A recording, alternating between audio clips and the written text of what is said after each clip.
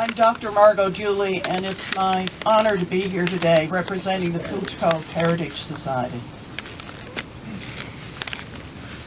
Today we gather to remember the courage of the 143 soldiers whose names are carved on Pouch Cove's 3 war memorials. We gather to acknowledge their sacrifice and to remember as well the sacrifice of their families. 3 wars are represented here: World War I, World War II, and the Korean War. 143 names, a remarkable number from this small place. They include the names of 13 men from World War I and 9 from World War II who gave their lives and never came home to this beautiful cove. Inscribed here too are the names of those who did come back, prisoners of war held under unimaginable circumstances, wounded soldiers, some severely, some physically, some wounded in spirit, those who served and rarely talked about what they'd been through. We remember on Armistice Day the veterans of World War I, World War II, the Korean War, but all subsequent conflicts, including Canada's peacekeeping operations. But in 2015, we especially remember the 100th anniversary of that long and terrible war, World War I, or the Great War, though there was little great about it, for it was legendary in its destructiveness, and we still live with its unintended consequences throughout the globe. If it was great in any aspect, it was in the heroism and the endurance of its soldiers. The scale of destruction of World War I is almost beyond comprehension. The total number of military and civilian casualties was approximately 37 million people. This includes the dead, the wounded, and those dying of famine. These casualties include 3,600 Newfoundlanders and Labradorians, including those from Pouch Cove, and don't include premature deaths and what we now recognize as PTSD. We're not made to grieve on such a scale or to fully grasp it, even as we remember. But perhaps we can understand something of the tragedy and the sacrifice by focusing on those soldiers from Pouch Cove who were on the front lines in 1915, exactly 100 years ago. By this day in 1915, one young man has already lost his life, Corporal James Baldwin, Pouch Cove's first fatality. He'd enlisted in the 2nd Battalion of the Royal Irish Fusiliers, and he died on May 15, 1915, near Ypres in Belgium. This is the battle in which poison gas was first used. Most of the casualties were due to that gas, or from underground tunneling in which the ground literally blew up underneath soldiers' feet. Corporal James Baldwin's parents were Edward and Alice Baldwin. Tragically, in 1917, they lost 2 more sons, Private Uriah Baldwin of the Royal Newfoundland Regiment and Private Horatio Baldwin of the 14th Battalion of the Canadian Infantry. Incredibly, none of the 3 Baldwin sons has a gravestone in Belgium or France, for all were missing in action. This makes their names on this war memorial, in the place they were born, even more important as a public acknowledgement from their citizens of the sacrifice that they made and that of the Baldwin family as well. Exactly 100 years ago, 3 more men from Pouch Cove are in mortal peril. They are on an exposed and dangerous beach at Suvla Bay, Gallipoli. Their names are Sergeant George Moulton Williams, age 22, and a fisherman. He weighed only 116 pounds and had to carry into battle equipment half his weight and run with it. Nathaniel and Teresa Williams were his parents. Corporal Arthur Sullivan, a fisherman, just 19, and the son of Edward and Martha Sullivan. Family responsibilities lay heavily upon him, for his father was in hospital and would be until he died. Private Daniel Francis Connors, age 21.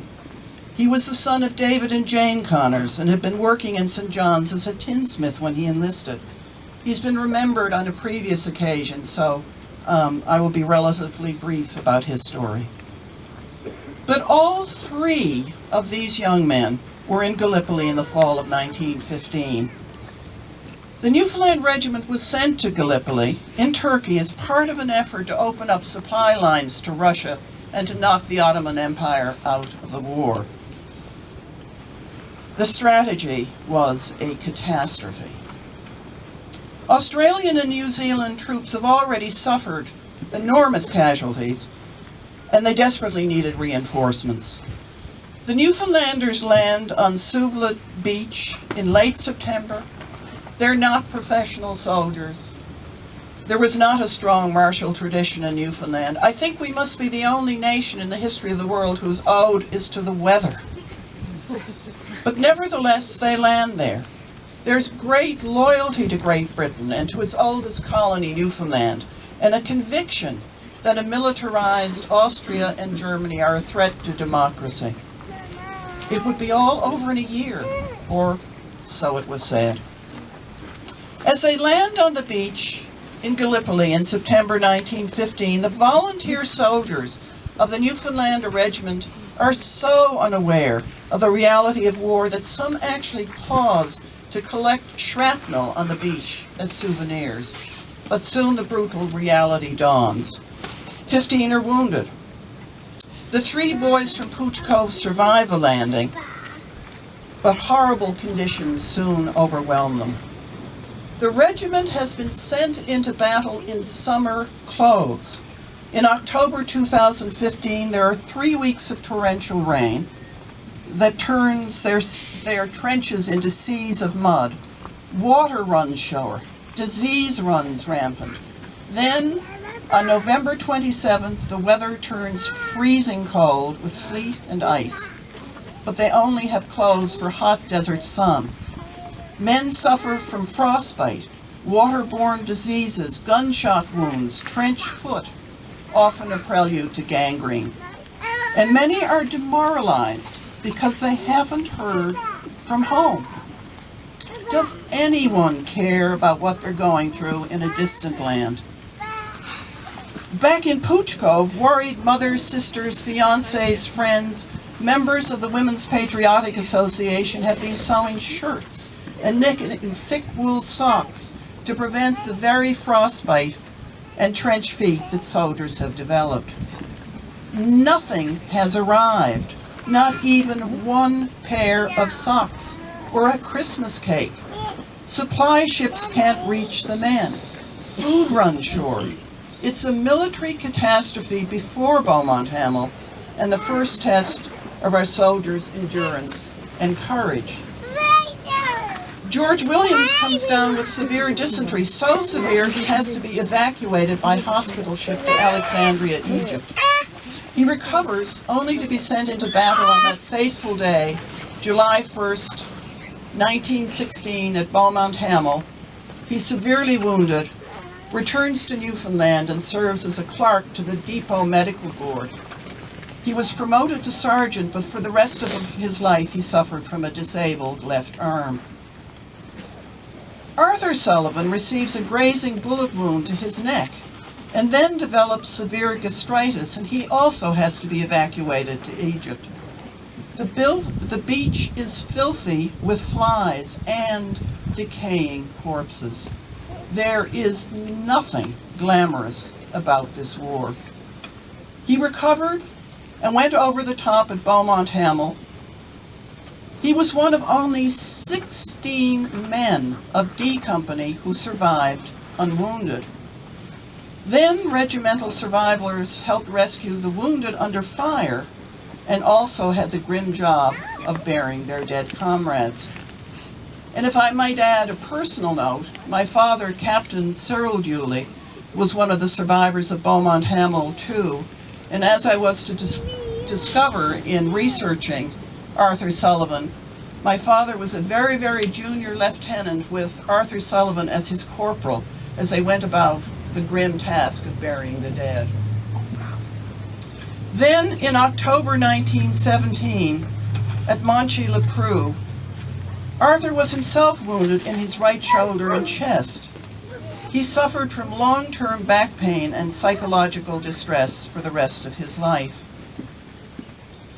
Daniel Francis Connors survived Gallipoli without sickness or injury. An able soldier, he was subsequently trained to handle mortars. He was in the 10% reserve at Beaumont Hamel, so he survived as well. He made it through the Battle of Guidecourt, legendary for its mire of deep mud, where horses drowned and tanks were abandoned, and men stood in trenches for weeks on end, up to their knees in mud. But on October 14th, 1917, at Monchy-le-Preux, the mounting odds caught up with him. Missing in action, he never returns. His mother was alone and ill in her house when she received the telegram. Her son was 23. There were no naive soldiers after the terrible year of 1915, only brave and enduring ones. So too, their families. 100 years later, we still remember the Great War.